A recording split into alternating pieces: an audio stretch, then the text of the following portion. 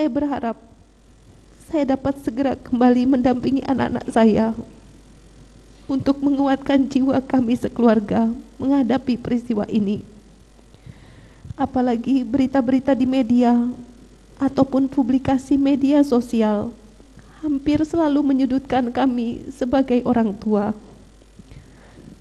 Kalaulah boleh saya bertanya,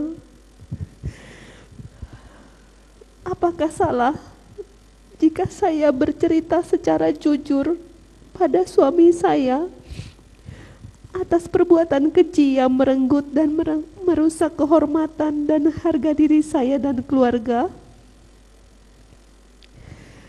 Apakah karena saya bercerita sebagai seorang istri pada suami, kemudian saya dituduh menjadi dalang atas semua ini? Ataukah rasa sakit karena perbuatan keji ini harus saya simpan dan pendam sendiri hingga akhir hayat? Ya, menarik, dalam nota pembelaan Putri dikatakan bahwa dirinya korban pelecehan seksual dan tidak bersalah dalam kasus pembunuhan berencana. Sementara publik mengatakan Bang Rasa Mala justru dialah sebenarnya akar dari peristiwa pembunuhan berencana ini. Bagaimana Bang Rasa Mala?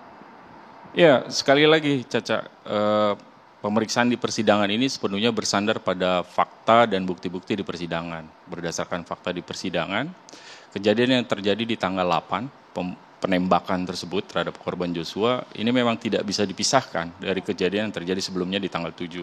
Di tanggal 7 berdasarkan keterangan dari Bu Putri, walaupun dia yang ada di dalam kamar, juga dikuatkan keterangan dari ART yang melihat kejadian setelah kejadian di dalam kamar tersebut, bagaimana Bu Putri tergeletak di depan kamar mandi dalam keadaan setengah tidak sadar, kemudian dia angkat memanggil Richard dan Ricky karena ada keadaan genting untuk kembali ke rumah dan seterusnya. Itu peristiwa yang tidak bisa dipisahkan. Berdasarkan kecocokan tersebut, kesesuaian tersebut, kami menilai adanya kekerasan seksual yang terjadi dan itu berdasarkan keterangan Bu Putri juga.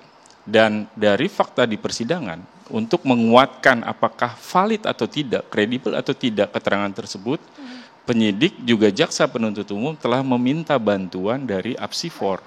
12 orang ahli psikolog forensik melakukan penilaian, assessment, dengan 7 ukuran, hasilnya dinyatakan kredibel.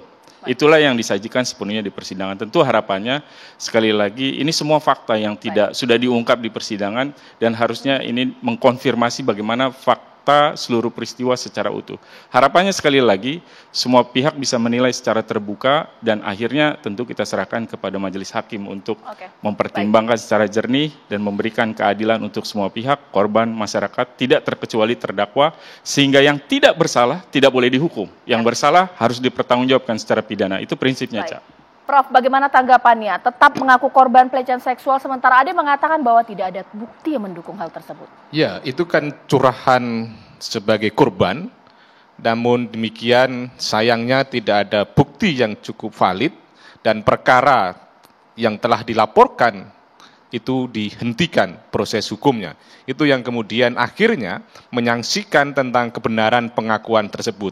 Namun demikian tentunya kita tunggu bagaimana majelis hakim nanti mengambil satu putusan, dan kita tempatkan putusan hakim itu sebagai sebuah mahkota, di mana mahkota adalah sesuatu yang indah dipandang mata bagi pencari keadilan. Siapa dalam hal ini? Tentunya adalah warga negara yang sedang didakwa, dan negara mewakili kepentingan korban, dalam hal ini adalah Joshua.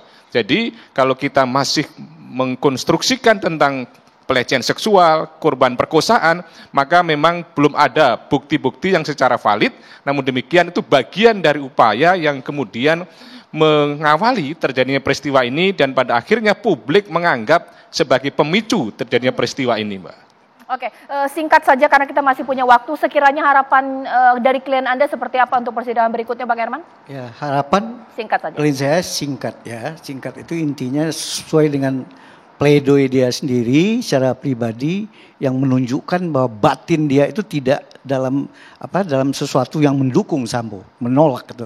Apalagi kalau kita mengupas semua tuduhan jaksa, semua ungkapan jaksa seolah-olah terbukti, bagi kita itu asumsi dan ilusi karena tidak didukung oleh bukti-bukti lain. Oleh karena itu kami tetap memohon dibebaskan supaya untuk kasus Ricky tidak terjadi atau menghindari peradilan sesat.